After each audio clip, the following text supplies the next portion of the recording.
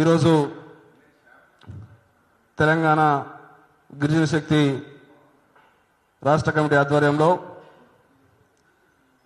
తెలంగాణ రాష్ట్రంలో త్వరలో విస్తరించేటువంటి మంత్రివర్గ విస్తరణలో లంబాడి బంజారా ఎమ్మెల్యేలకు ప్రతినిధులకు మంత్రి వర్గంలో అవకాశం కల్పించాలని కోరుతూ ఈ యొక్క మీడియా సమావేశాన్ని నిర్వహిస్తున్నాము.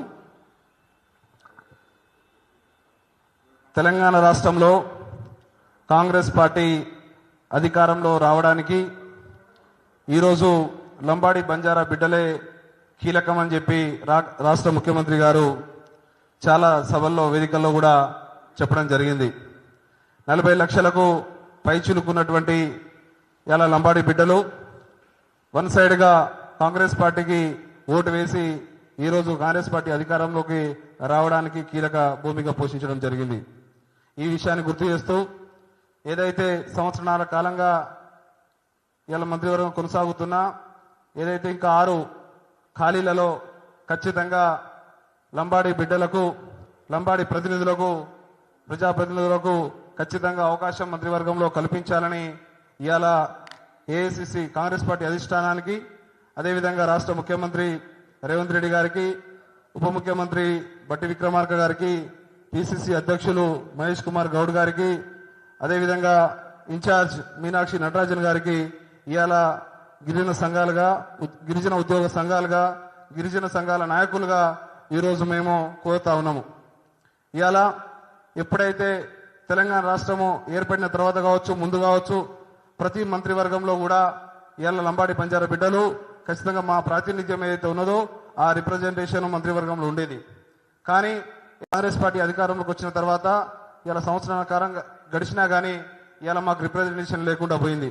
ఈ విషయాన్ని అధిష్టానం దృష్టికి కూడా గతంలో తీసుకెళ్లడం జరిగింది. ఏదైతే ఏఐసిసి అధ్యక్షులు మల్లికార్జున్ ఖర్గే గారికి అదేవిధంగా రాహుల్ గాంధీ గారికి అదేవిధంగా కేసీ వేణుగోపాల్ గారికి కూడా కలిసి రిప్రజెంటేషన్ కూడా ఇవ్వడం జరిగింది. ఇవాళ మేము లంబాడి బిడ్డలుగా కాంగ్రెస్ పార్టీ అధికారంలో రావడానికి ఏదైతే కృషి చేసినామో దాన్నే ఈరోజు మేము కూడా అడుగుతా ఉన్నాం. మాకు కూడా మంత్రివర్గంలో ప్రాతినిధ్యం కల్పించాలని కూడా మేము కోరుతా ఉన్నాము. ఇవాళ మేము గొంతెమ్మ కోరికలు కోరట్లేదు.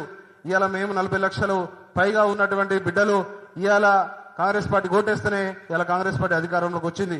ఎక్కడైతే లంబాడి బిడ్డలు ఉన్నదో అక్కడనే కాంగ్రెస్ కూడా గెలిచిందనే విషయాన్ని కూడా ఈరోజు మీకు గుర్తు చేస్తా ఉన్నాం. ఇలా హైదరాబాద్ లాంటి ప్రాంతాల్లో ఏదైతే లంబాడి బిడ్డలు లేని ప్రాంతాల్లో మాత్రమే ఇలా మిగతా పార్టీలు గెలిచినాయి. ఇవాళ లంబాడి బిడ్డలు దాదాపు 30,000కు పైచిలుగా ఉన్నటువంటి కాన్స్టిట్యూన్సీలు ఇలా 65 పైగా ఇలా తెలంగాణ రాష్ట్రంలో ఉన్నాయి.